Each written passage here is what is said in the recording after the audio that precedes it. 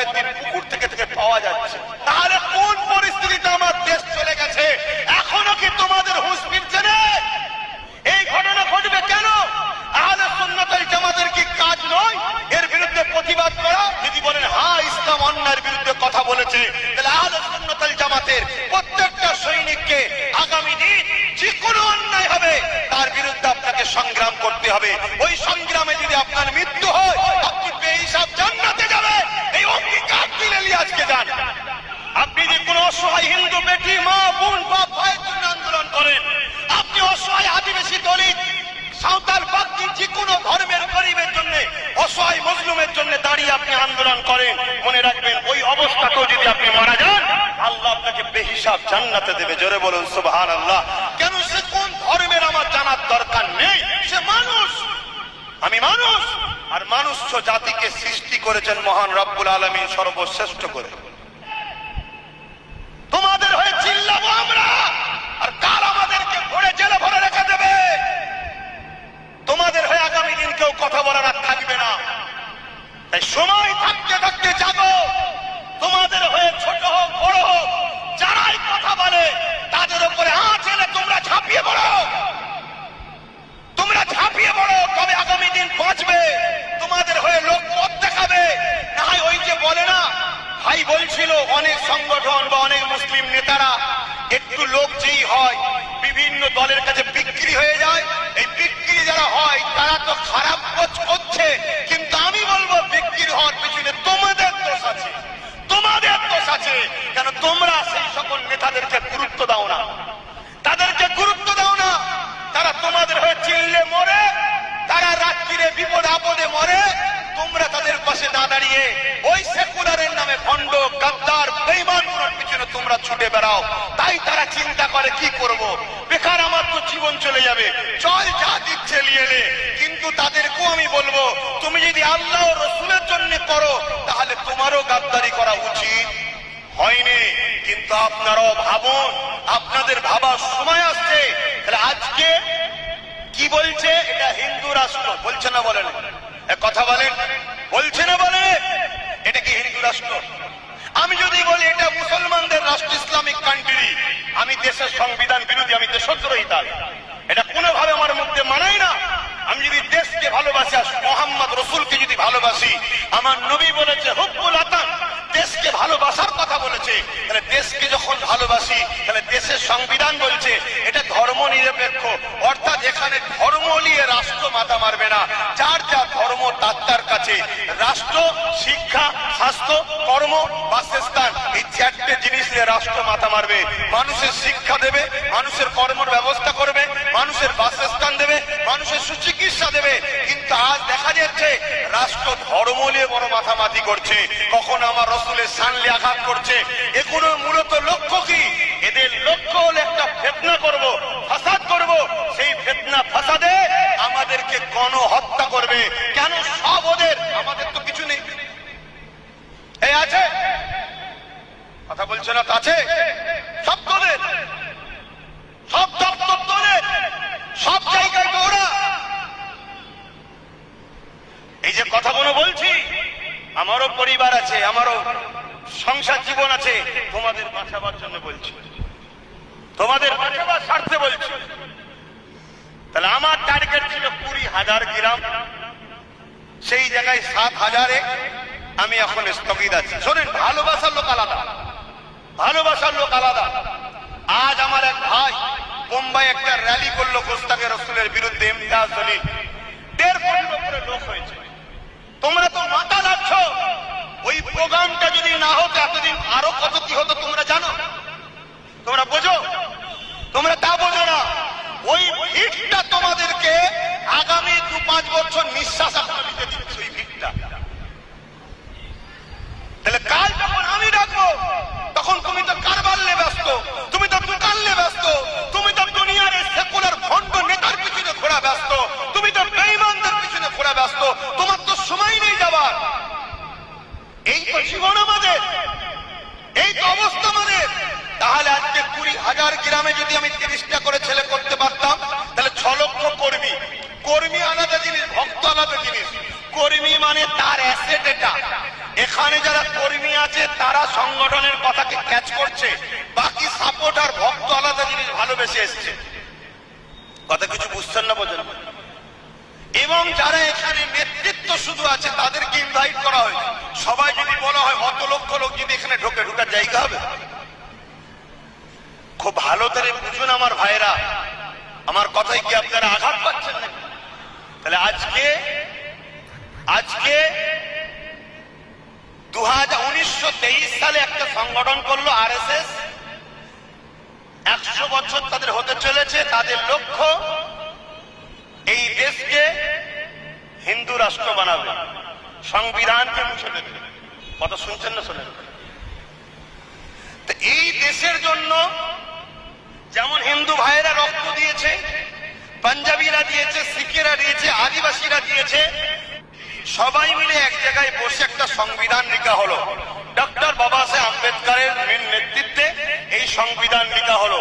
দেশ চলবে এই সংবিধান অনুযায়ী। আজকে সেরকম একটা ভিআইপি লোকের মুখ থেকে, এত পাওয়ারফুল লোকের মুখ থেকে আজকে কথা বেরোচ্ছে। 100 বছর ধরে তারা সবর করে ধৈর্য ধরে আগাচ্ছে উদ্দেশ্য তাদের পূরণ করার জন্য। কিন্তু আজ আপনাদেরকে ভাবাচ্ছি, আমরা কখনো কোন ধর্ম, কোন দিন, কোন সমাজ বা দেশের বিরুদ্ধে কোন রকম যারা পরিবার নোংরা মন মানসিকতা রাখা আহলে সুন্নাত ওয়াল জামাত শিখাই না, শিখাতে পারবেও না। কেন? এটা ইসলাম বিরোধী। এটা ইসলাম বিরোধী। কিন্তু আমাদেরকে, আমাদের অধিকারকে, আমাদেরকে বাঁচার জন্য আমাদেরকে সংগঠিত হওয়া দরকার আছে না? আজকে দেখুন আমার হুজুরের স্থানে গুস্তাখি হচ্ছে, আমার দিনের নামে গুস্তাখি হচ্ছে, আমার কোরআন শেষ হবার নামে গুস্তাখি হচ্ছে, আমার আল্লাহর স্থানে গুস্তাখি হচ্ছে, আমার হুজুরের কার্টুন তৈরি করা হচ্ছে না? হয়নি। এর জন্য যারা করছে তারা তো অবশ্যই মানবরূপী পশু, কোনো সন্দেহ নেই। কিন্তু তাদের থেকে কি বেশি দোষী আমরা নয়?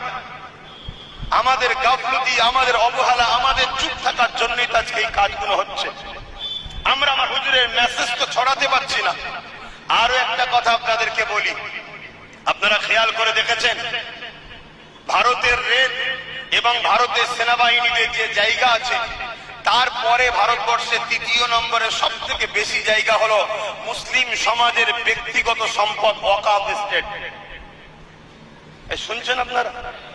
এই ওয়াকফ এস্টেট যেখানে 700 বছর, 800 বছর, 1000 বছরের, 1200 বছরের মসজিদ দাঁড়িয়ে আছে, যেখানে বিভিন্ন কবরস্থান রয়েছে, তোমার আপনার বাপ মা আত্মীয় স্বজনের কবরস্থান রয়েছে, যেখানে মাদ্রাসা রয়েছে, সেই ওয়াকফকে আজকে বড় প্ল্যান মাফিক বিল পাস করে কেন্দ্র সরকার দখল করারও প্ল্যান চালাচ্ছে। এটা কি খেয়াল করতে পেরেছো?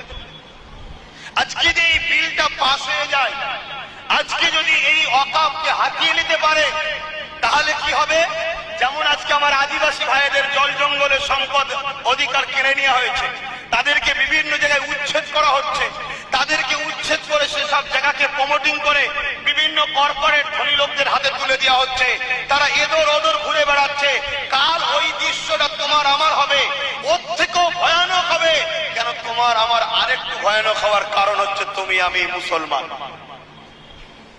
এ কথা শুনছেন না? শুনেন। এর থেকেও ভয়ঙ্কর কারণ হবে। আমার কথা কার পছন্দ হচ্ছে কার হচ্ছে না আমি জানি না, কিন্তু এই কথা আমার ইমানি দায়িত্ব আপনাদেরকে শোনানো, আমি শুনিয়ে দিচ্ছি।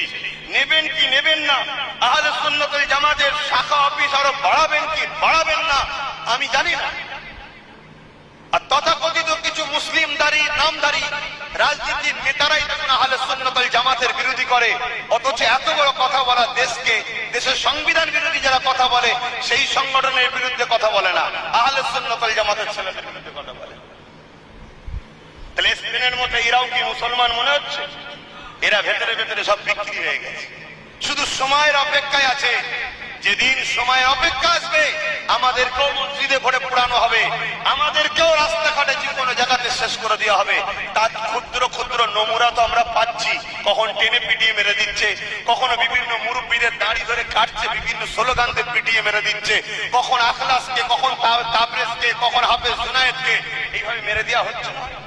বলুন, একটা কথা মিথ্যা বলছি আপনাদের সামনে? দেখুন, দেখো আপনারা শুধরাবেন না।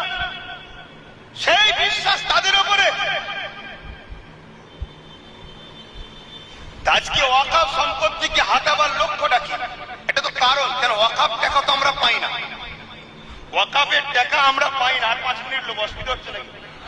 ওয়াকাফের টাকা কি আমরা পাই?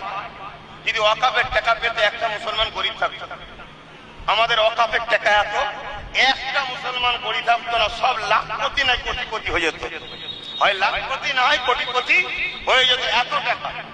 ঠিক আদিবাসী ভাইদের জন জঙ্গলের সম্পদকে কেড়ে নেওয়ার জন্য আজকে তাদের দুর্দশা দেখুন। দেখুন, ঠিক আমারও ওয়াকাফ সম্পত্তি আমাদের থাকার পরেও কিন্তু আমরা পাই না। কেন পাই না? আমাদের টাকাকে বিভিন্ন বছর যারা ক্ষমতায় থাকে তারা লুটে পুটে খায়। শুনছেন তো নাকি? যেমন আমার রাজ্যে বিগত দিনে যারা ছিল, তার আগে যারা ছিল, এখন যারা, সবাই লুটে পুটে খাচ্ছে, আমরা পাই না। সামান্য কিছু ভিক্ষা হিসাবে দেওয়া হয়, কিন্তু এইটাকে হঠাৎ করে আবার বিল করে পুরো কবজা করার লক্ষ্যটা কি? টাকা তো তোমরা খেয়েই নিচ্ছ, আবার বিল করতে চাইছো, আইন করতে চাইছো কেন? উদ্দেশ্যটা কি ভাবুন।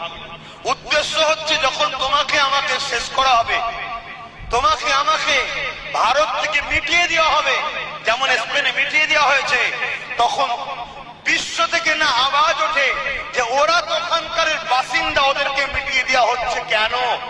তুমি বাসিন্দা প্রমাণ করতে পারবে কি করে? ওই 1000 বছরের মসজিদ দেখাবে, ওই 1000 বছরের কবরস্থান দেখাবে, ওই 1000 বছরের মাদ্রাসা দেখাবে, যেটা তোমাদের পূর্বপুরুষরা তৈরি করেছে। কিন্তু ওয়াকাফ বিল করে নিয়ে এগুলোকে সব ভেঙে চুরমার করে দিয়ে প্রমোটিং করে দেবে। না কবরস্থান থাকবে, না মসজিদ থাকবে, না মাদ্রাসা থাকবে, তোমার আমার পূর্বপুরুষের ঐতিহ্য কিছু থাকবে না।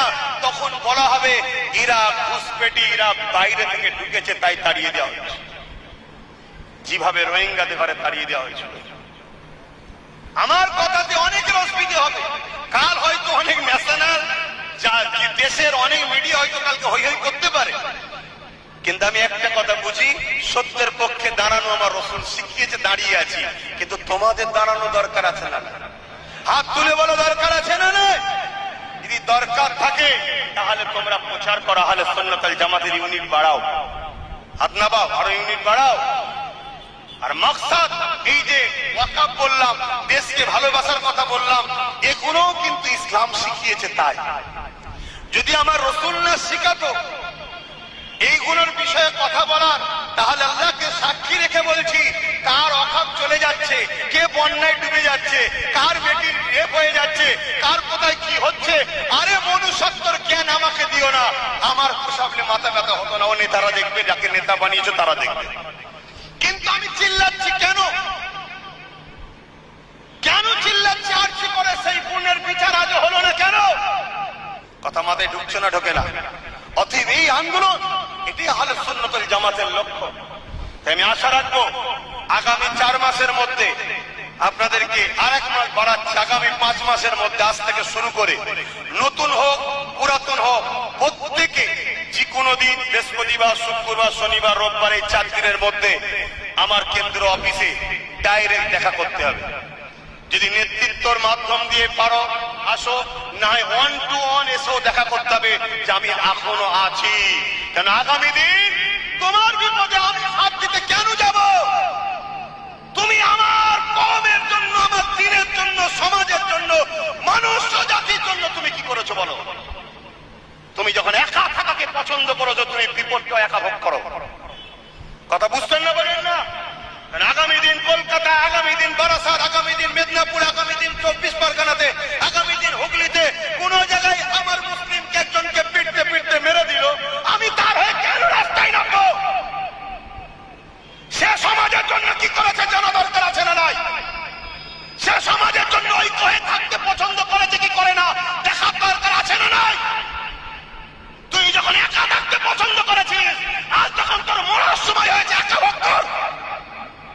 হ্যাঁ, বড় পাওয়ারের সাথে বলে যাচ্ছি, আগামী দিনে পুরো বাংলার লোক আমাকে যদি ডিভোর্স দেয়, ছেড়ে দেয়, তালাক দেয়, বাদ দেয়, আল্লাহকে সাক্ষী রেখে বলছি, তোমার জাত পাকের কসম, আব্বাস সিদ্দিকীর কোনো অসুবিধা নাই।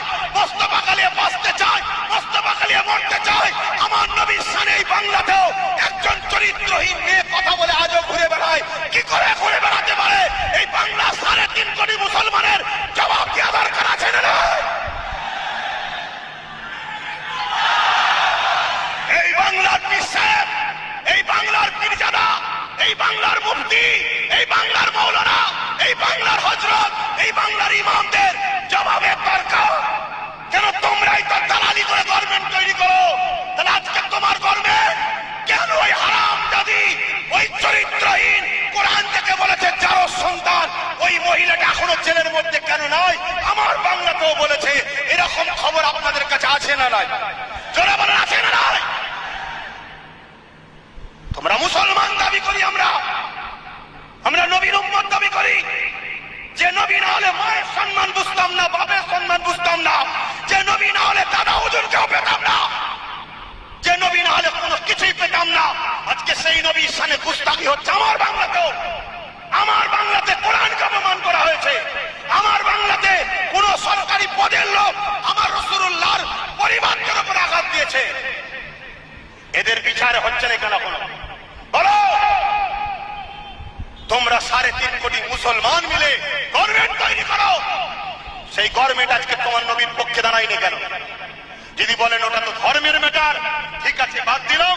সংবিধান বলছে কোন ধর্মের উপর আঘাত দেওয়া যায় না, তাহলে সংবিধানের পক্ষে দাঁড়ায়নি কেন? আল্লাহর গজব আসার আগে পরিবর্তন হও, শুধরে যাও, শুধরে যাও। সারা জীবন যে রাসূল আমাদের জন্য কেঁদেছে, আজও কাঁদছে, রওজায় কাঁদছে, কাল কিয়ামতের দিনে কাঁদবে। আর এখানে আরেকটা কথা বলে যায়, একদল দাঁড়িওয়ালা টুপিওয়ালা রয়েছে আমার রাসূলুল্লাহর বিরুদ্ধে। এ আছে না নাই? যখন অন্য কোন ধর্মের সেজে আমার নবীর বিরুদ্ধে বলে তখন আন্দোলন হয়। আর আমার মুসলিম সেজে যখন রাসূলুল্লাহকে মরা বলে, আমাদের মতো মানুষ বলে, নবী মাটির তৈরি বলে, নবী ভুলে যাই বলে, নবী নিরক্ষর, নবী লেখাপড়া জানে না, এই জানোয়ারগুলোকে মারবে কে? এদের বিচার করবে কে? এদের বিরুদ্ধে কেস করা দরকার আছে না নাই? এদের বিরুদ্ধে লড়াই করার দরকার আছে না নাই? ওঠো আগামী দিন যুব সমাজ, ওঠো।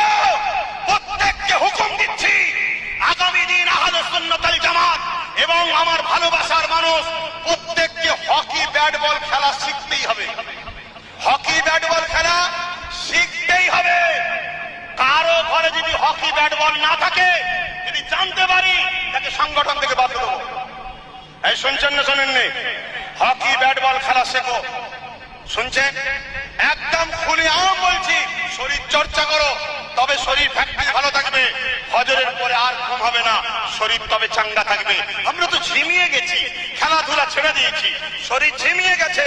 আরে ওঠো, কিসের তুমি ইমানদার দাবি করছো? কিসের তুমি কি বলে নিজেকে সভ্য দাবি করছো? আমার রাসূলুল্লাহর বিরুদ্ধে যেখানে কথা হয়, সেখানে আর কোনো কথা চলে না। কথা মাথায় ঢুকছে? সর্বকালে সর্বশ্রেষ্ঠ, সর্বদিক দিয়ে যিনি উত্তম, তিনি হলেন মুহাম্মদুর রাসূল। জোরে বলুন সুবহানাল্লাহ। অতএব সংবিধান বলছে কারো ধর্মের উপরে আঘাত দেওয়া রাইট নাই আমার দেশের, কিন্তু সেই জায়গায় তারা দিয়ে বেড়াচ্ছে। কোনদিন শুনেছেন আব্বাস সিদ্দিকীকে হিন্দু ধর্মগ্রন্থ, হিন্দু পণ্ডিতদের বিরুদ্ধে কথা বলতে? এই আদিবাসী ধর্মগ্রন্থ বা তাদের পণ্ডিতদের বিরুদ্ধে কথা বলতে? শিখ পাঞ্জাবি কোন ধর্মের ধর্মগুরুদের বিরুদ্ধে কথা বলতে? কি বলে খ্রিস্টান, এদের ধর্মগ্রন্থ ধর্মগুরুদের বিরুদ্ধে কোনো কথা বলতে দেখেছে? কেন? ইসলাম আমায় শিখাইনি, আমার দেশও আমাকে রাইট দেয়নি। কথা মাথায় ঢুকছে না? ঢোকে না? সব সময় আমার রাসূলের উপরে, আমার কোরআনের উপর, আমার ইসলামের উপরে আঘাত দেবে, এর জন্য দোষী কারা? জোরে বলেন কারা? জোরে বলেন কারা? আমার কম দোষী, আমার কম দোষী। আর এই কমের মধ্যে একদল মুফতি, মৌলানা, আলেম, ইমাম, বিশ্বাস, পীরজাদা সব থেকে বড় বড় দোষীরা। কথা মাথায় ঢুকছে না? ঢোকে না? শুধু বলছে সব ঠিক আছে, সব ঠিক আছে, সব ঠিক আছে, সব ঠিক আছে। আমার হুজুরের যেখানে কথা আসবে সেখানে পরিবার নয়, সন্তান নয়, বাচ্চা নয়, কারবার নয়, ব্যবসা নয়, কিচ্ছু নয়। কথা মাথায় থাকবে? যাক, আমি অনেক কিছু কথা বললাম, সংগঠনের মূল লক্ষ্যর কথাও বললাম। সংগঠনের মূল লক্ষ্য আমার হুজুর যা রেখে গেছে, ধর্মপ্রেম, মানব প্রেম, দেশপ্রেম, আমার হুজুর এগুলো শিখিয়েছে, তাই আমরা এগুলো করি। তোমায় বুঝতে বলে, তোমায় তো বলছি সামনে তো যেও নি, বুঝতে পারো নি, যাও চলে গেছো। কত হাঁকড়া লোক, যাও সাইড, মাথায় শুধু বড় হয়ে গেছে। একে কতবার বারণ করছে, বুঝতে পারেন? তো ভাইয়ের আমার, এগুলো বুঝবেন। আমার কথায় আপনারা কেউ কষ্ট পাচ্ছেন? কষ্ট পাচ্ছেন? কাউকে জোর করে ধরে রেখেছি? কখনো ধরেছি? আগামীতেও ধরবো না। ধরবো একটা কারণে, আমি হুজুরকে ভালোবাসি, তোমরা যদি ভালোবাসো আসো একমত হই, বাস এই সম্পর্ক ধরবো। তাতে যার ভালো লাগবে আসবে, যার ভালো লাগে আসবে না। তাই আগামী 5 মাস সময় দিলাম, প্রত্যেকটা নতুন হোক পুরাতন হোক, ডাইরেক্ট বৃহস্পতিবার, শুক্রবার, শনিবার, রোববার সকাল 10টা থেকে বিকেল 4টে পর্যন্ত অফিসে আজ আলা থাকবে, এসে ডাইরেক্ট দেখা থাকবে। কথা বুঝে আসছে? কথা আছে, কি আছে? কথা আছে। সব কথা সব জায়গায় বলা যায় না। আসো একটুখানি বিদায় নেব, তার আগে আমরা হুজুরকে একটু সালাম দেবো। ইয়া নবী,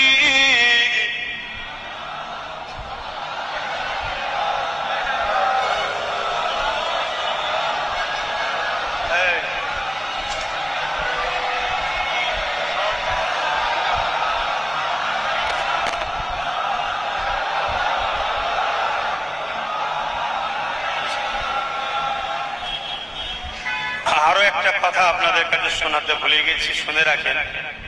নিশ্চয় আপনারা জানেন ওবিসি কোটা বাতিল করা হয়েছে, জানেন তো নাকি? হ্যাঁ জানেন, খোঁজ খবর রাখেন? আপনারা তো কি খবর রাখেন তো নাকি? হ্যাঁ, ওবিসি মানে একটা কোটা।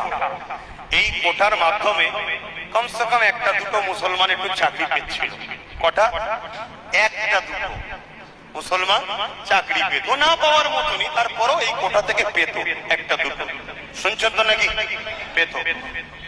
সেটাকেও বাতিল করে দেওয়া হয়, তার মানে একেবারে জিরো এখন। শুনছেন তো নাকি? এসসি এসটি বলে সব কোটা আছে, তার মধ্যে কোনো মুসলমানের নামই নেই। কেন? দেশ কোনো ধর্ম ভিত্তিক চলে না। দেশের কোনো কোটা হলে, সিস্টেম চালু হলে সংবিধান বলছে গরিবি দেখে করা হবে। তাহলে প্রকৃত এসসি এসটি আদিবাসী দলিত মুসলমানদেরও হওয়া দরকার, ঠিক না বেটি? কেন মুসলমানদের মধ্যে অনেক গরিব আছে। হ্যাঁ, মুসলমান কোনো জাত ভেদ কাস্ট উঁচু নিচু মানে না, সবাই আমরা সমান। কিন্তু তারপরও সংখ্যা অনুপাতে যখন চাকরির ব্যাপার আছে, তাহলে এসসি এসটি তো মুসলমানের নাম এন্ট্রি হওয়া দরকার। কিন্তু হয়নি, কি করে হবে? তোমরা তো ভিক্ষা লাও। ভিক্ষা নিয়ে যখন গভর্নমেন্ট তৈরি করো, তা সেখানে নাম ঢোকে কখনো? কথা মাথায় ঢুকছে না, ঢোকে নেই। তাহলে সেই জায়গাতে মনে রাখবে, ওবিসিতে একটা দুটো তবুও চাকরি পেত, সেটাকেও বন্ধ করে দেওয়া হয়েছে। তোমাদের যে ওবিসি বন্ধ হয়ে গেছে, এই ওবিসিটাকে This wallpaper is right here. And you know what? It was under 500 for 3 rows.